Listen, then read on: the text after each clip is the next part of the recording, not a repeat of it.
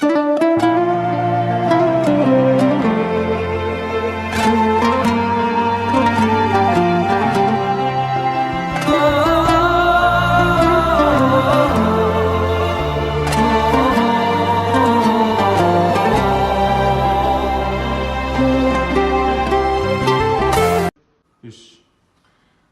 қазақстандықтар, бүгін ресми түрде 9 маусымда өтетін Қазақстан Республикасының президентінің сайлау науқаны басталғалы жатыр.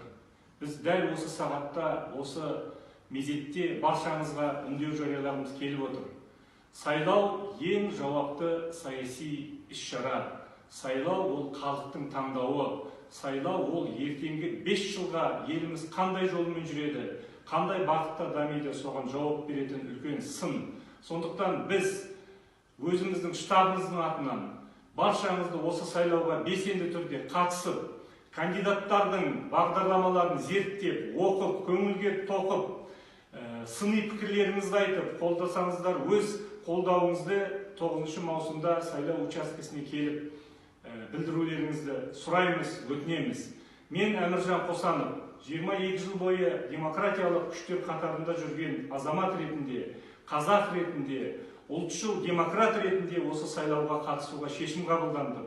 Біздің бағдарламамыз айқын, оның ішінде ең басты құндылық ол адам. Сондықтан да осы сайлауға біз ұлттық және демократиялық принциптерді жалау етіп шығып отырмыз.